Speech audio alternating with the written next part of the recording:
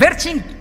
տարիներին հատկապես ես տասնյակ անգամներով կարդացել եմ մեր անկախության հռչակագիր, տասնյակ անգամներով։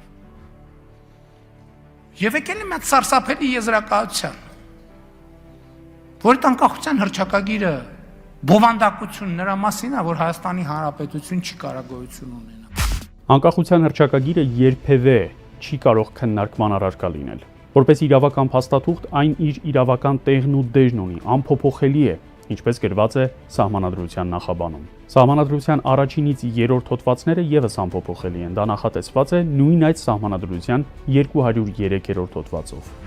Ըստ սահմանման, Սահմանադրական դատարանն իրականացնում է սահմանադրական արդարադատություն, այսինքն մենք ունենք դե յուրե սահմանադրական արդարադատություն իրականացնող Սահմանադրական դատարան, որի որոշումներն ուժի մեջ են մտնում հրապարակման պահից։ Մինչդեռ տարի ու կես առաջ Սահմանադրական դատարանի մի որոշում մեծ աղմուկ բարձրացրեց։ Այն առնչվում էր հայտնի կանոնակարգին, դրանով նախատեսված եւ սահմանված պարտավորություններին էր վերաբերում։ Եվ Սահմանադրական դատարանը պետք է ընդամենը սահմանադրությամբ նախատեսված կարգով դրա սահմանադրականության հարցը որոշեր, բայց հայտնի որոշման մեջ սկսեց քննարկվել հռչակագրի եւ սահմանադրության հարաբերակցությունը, մի իրավիճակ, որը չպետք է տեղի ունենար։ Հռչակագրային դրույթները փորձել են կասկածի տակ դնել, հինգ ստեղծելով երկու հանգամանքի համար։ Նախ, որ հռչակագիրն իրենից ոչինչ չի ներկայացնում, եւ ապա հող են նախապատրաստում սահմանադրական փոփոխությունների համար։ Վերջին շրջանում անընդհատ խոսվում է այդ մասին, անգամ ՄԱԿ-ի ամբիոնից Փաշինյանն այդ մասին հայտարարեց։ Եվ որպեսզի համապատասխան սահմանադրական փոփոխություններ արվեն, արդեն հասկանալի էր, որ պետք է կպնել հռչակագրին, կասկածի տակ դնել նրա դրույթների կենսունակությունը եւ դրանով հանդերձ փորձել առաջ գնալ։ Այն, որ Սահմանադրական դատարանն այս որոշմամբ կատարել է քաղաքական իշխանության կամքը, զուտ ամսաթվային ժամանակագրական բացվածքով է երևում։ Որոշման կայացումը համընկնում է ՄԱԿ-ում վարչապետի ելույթին։ Մենք ոչ միայն չվերահաստատեցինք, այսպես ասած, մեր անկախությունը,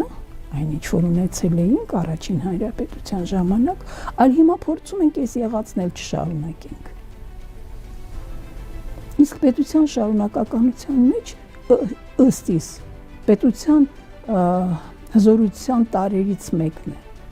Այլ կերպ դու չես կարող ասել ես նոր ստեղծվեցի, զրոյից ստեղծվեցի։ Ուրեմն մնացած ամեն ինչը դու համարում ես ոչ քոնը կամ ջնջում ես։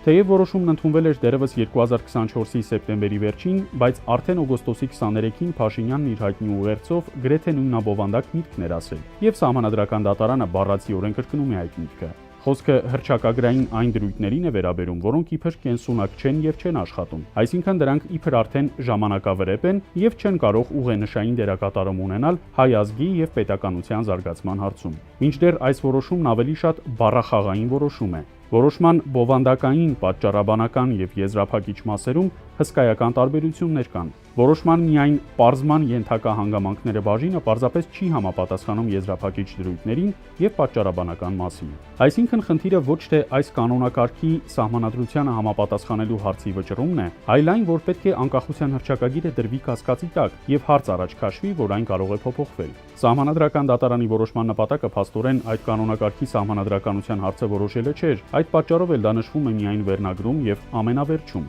Սա բառակույտերի խաղարկման արված բառախաղ է, որի արդյունքում Սահմանադրական դատարանի որոշում է կայացվում, որն օրինական ուժի մեջ մտնելով եւ չվիճարկվելով առաջ է բերում գաղափար, թե հռչակագիրն առանձին փաստաթուղթ է, սահմանադրությունն առանձին, մինչդեռ նախկին եւ ներկա սահմանադրությունների նախաբանը հիմնվում է հենց հռչակագրի վրա։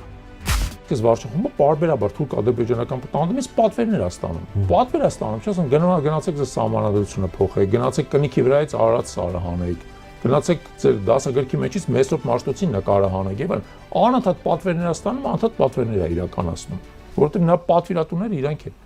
Այս վարչախմբի պատվիրատուն եւ շարուն հայ ժողովուրդը չի վաղուց։